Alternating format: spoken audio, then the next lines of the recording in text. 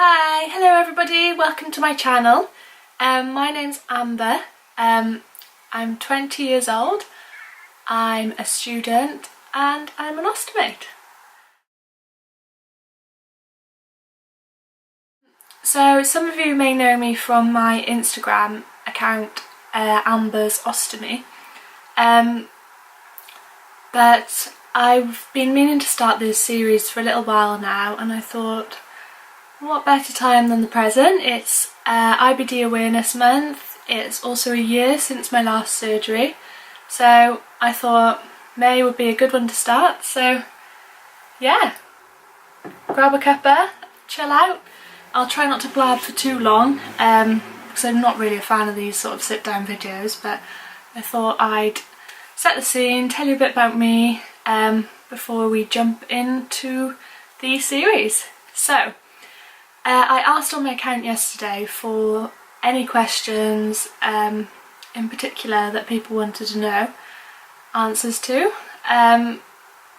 So the main thing that people asked were along the lines of, what is your history with ulcerative colitis and what is the point in this series? Like, what are you going to tell us? So I'll start with my history of UC.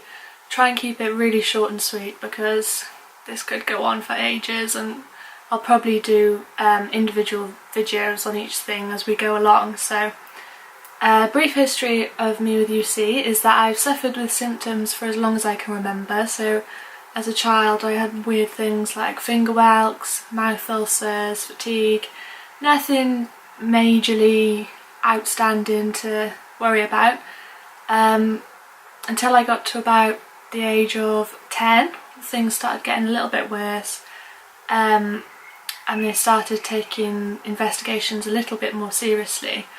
But at the time I was undergoing an epilepsy diagnosis as well, so that made things a bit difficult to differentiate symptoms from the epilepsy and the UC. So epilepsy, got diagnosed, fine, treated, well under control, and then the UC side of things continued to get worsen. I started going to the toilet a lot more often, I wasn't making it to school, I was pretty much housebound at times, but obviously still young. They were a bit confused as to what was wrong with me. I also come from quite a rural area, so doctors and specialists weren't really on hand to help. So when I was 13 I started having more serious investigations, which is when I had camera tests which found the inflammation in my bowel and determined it IBD. From then on I started taking all the different medications possible, obviously one by one, trying everything out, nothing really working. I was predominantly on steroids a lot of the time, whether that was orally or intravenously.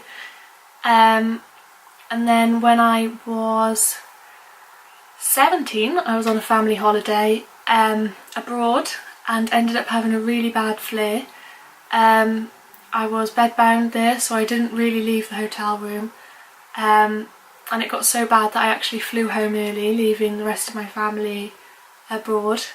I flew home and went straight to hospital, which I didn't leave for about 6 weeks I think, and in that time I had my first surgery, which was a bit daunting because surgery had never been spoken of before this time.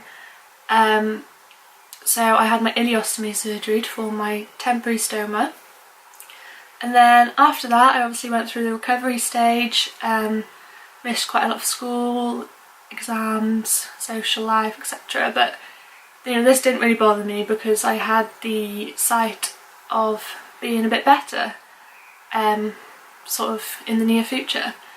But during that recovery time my UC started to worsen in my remaining colon and rectum and anus. So again I started trying all the treatments available. and even some unlicensed treatments in the UK with nothing really working again. My health was deteriorating again. You know, I just wasn't really living again, which was not good because I thought my initial surgery was gonna sort of tackle this problem. So it came to the point again then of emergency surgery to have my completion proctectomy, which made obviously the choice of a reversal no longer available to me. So I had my completion proctectomy in May last year when I was aged 19.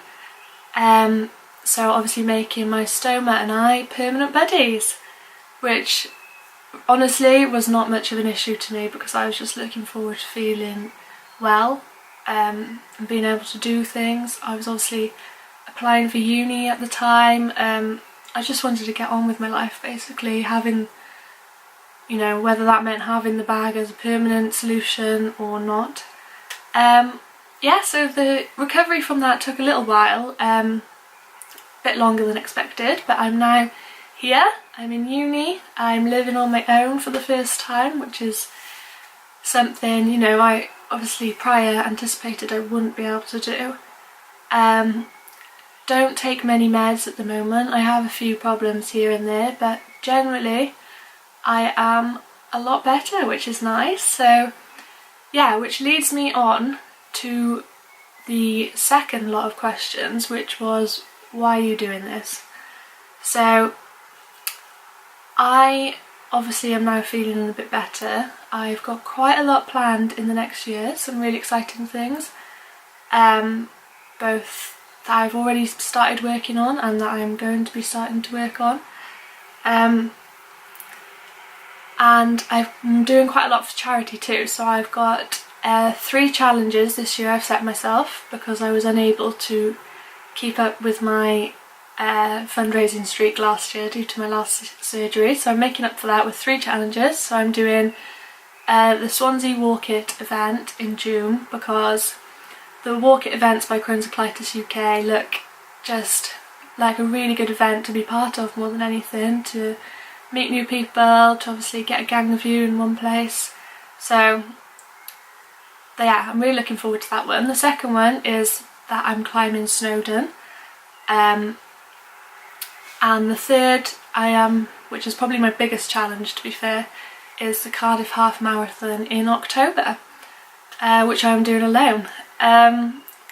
So yeah, I've also got all of that going on, alongside lots of other exciting things, and obviously just day-to-day life as a student with a stoma, which is obviously a big enough thing on its own. So yeah, the point of this series is to basically come along with me in a year of my life as an Ostomate, and the reason for that being that I think if I had a series as such to follow prior to my surgery, prior to my colitis even, I think it would really have put me at ease and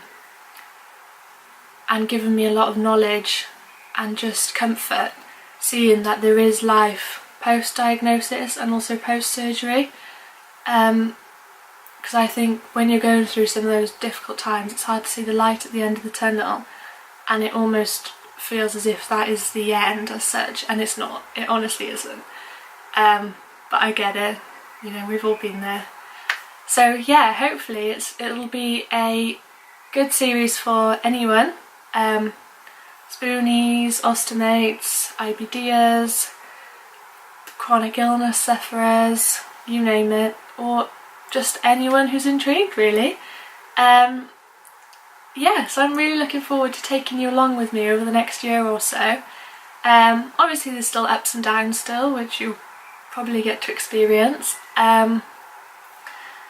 Yeah, so I'm really excited. Okay, so I'm just watching that footage back and I realise it's a bit all over the place. I don't really know what I'm doing.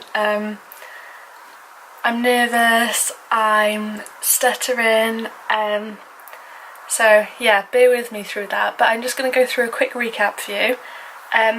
So age 13 I was finally diagnosed with ulcerative colitis. Age 17 I had my first emergency surgery, my ileostomy surgery. Age 19 I had my final emergency surgery, which was my completion proctectomy surgery, which means my stoma and I are now permanent buddies, which is fine. I'm cool with that. We're rocking with it. And I'm now 20. I'm in uni, and the whole point of this series is basically to show and inspire others in a similar situation, or not, to be honest, that anything is possible if you put your mind to it, and that having these sort of ailments, shouldn't call it ailments, having these diseases, chronic illness, surgeries, shouldn't stop you from doing anything you wanted. So I'm going to take you along with me in a year of my life as an Ostomate, basically. We're going to talk travel, we're going to do relationships, we're going to do fashion, we're going to do food, we're going to do fitness, we're going to do charity, we're going to do awareness, uni, friendships, social life, you name it, we're going to experience it together, Ostomate or not. Yeah, so I look forward to it. Thank you again. I'm sorry about that first clip. It's a massive blab and a bit all over the place, but we're learning together, so we'll get there. But if there's anything in the meantime you think you'd like to see from me here, experience, any questions, any suggestions, I'm open. I'm a pretty open book, and obviously I want to show you as much as I can over the next year, so let me know what you think. Like and subscribe so you can come along with me on my journey. If you want to keep up with me in the meantime, you can follow me on Instagram at ambersostomy, but hopefully I'll see you again here soon. Thank you.